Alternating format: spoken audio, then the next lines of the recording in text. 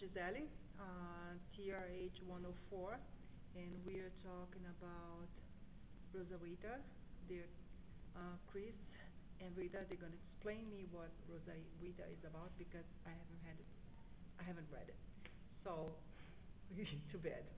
I will. After today, I will. And they're going to explain me what it's about. So, let's start. There we go. Christopher Estevez, Theater 104. And the first play of Roswitha was about, I think it's called Thucydides, or, let me see.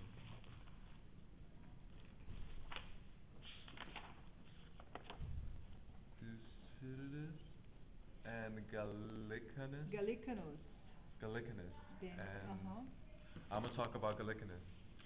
In Gallicanus, there is this knight that is very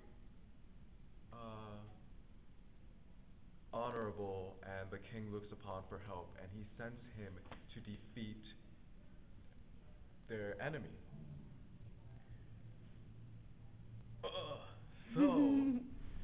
But the knight, in exchange for doing this task, he wants his daughter. Whose daughter? The king? The king's, Constantine's daughter, who is Constance.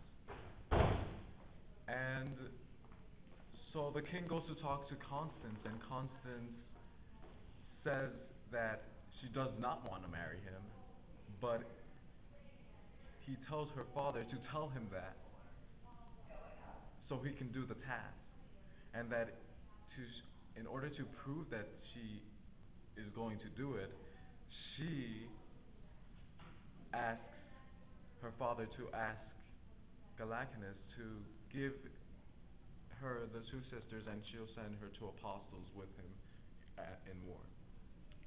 So everything's agreed upon. Gallicanus goes to war, is about to lose because his soldiers are giving up, and right then and there he sees a church or a temple of God, and he asks God to help him win the war. And right then he somehow he meets with the commander, and the commander is scared of him and gives him the winning of the war. And then from there he's a God-fearing man, and he worships God, and he does want to marry Constance, but in order to keep her sacred, he doesn't marry her, or he marries her and he doesn't have sex with her. So and then his daughters become reformed because of Constance, and they don't want to have sex. And then everything falls to crap because someone comes out from under and takes the kingdom and doesn't fear God, and is trying to kill Gallicanus, but Gallicanus gets away and still dies, and the daughters run away, and then the apostles are the last two people left in the scene, and the new king is like, what is the secret that the old kings have had? And the apostle says that they were Catholics. They believed in God. And so I forget what happens, but I think he kills the apostles in the end. But let me just check.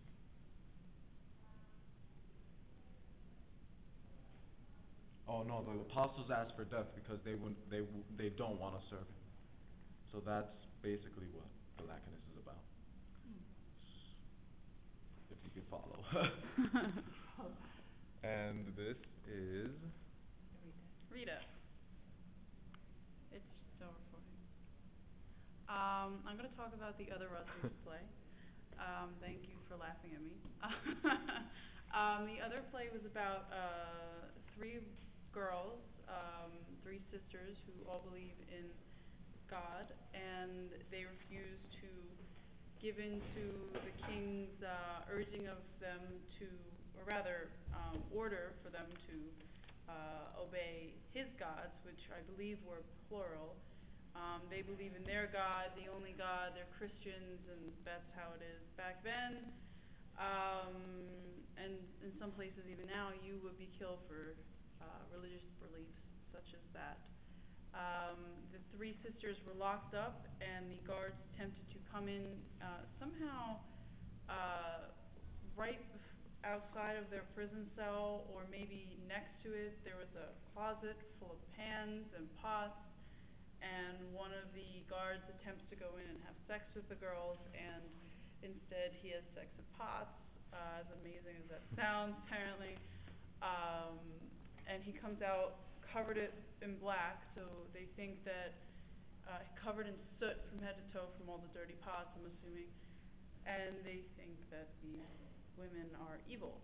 So they decide to burn them at the stake for the fact that they must be evil because now he's covered in soot, and because of the fact that they won't repent. They attempt to separate. I'm sorry. They attempt to separate the youngest from them so that they can try to persuade her otherwise, but they fail to persuade her. They attempt to, from what I remember, they attempt to burn three of them at the stake, and they fail because God protects them in some way, shape, or form, which is, I believe there are a lot of stories like that. I used to have a book called DC Talk, called Jesus Freaks, because I used to be very involved in my church, and there were a lot of stories about from many years ago, hundreds of years ago, where these people, they attempted to burn them at the stake, but they failed. God protected them. Or they would just stand there and they would pray and they wouldn't feel anything because God would take away their ability to feel pain and just replace it with His love. So this could be this could be one of those stories in that book. I'm not really sure. Obviously, this is a made-up story, but it could have been from something that was true. So. All right. Thank you for explanation. So today I'm going to read the Roswitha, and I'm going to get more familiar about it. And I might post my own opinion later on. They're going to kind of like a video record my own opinion about it.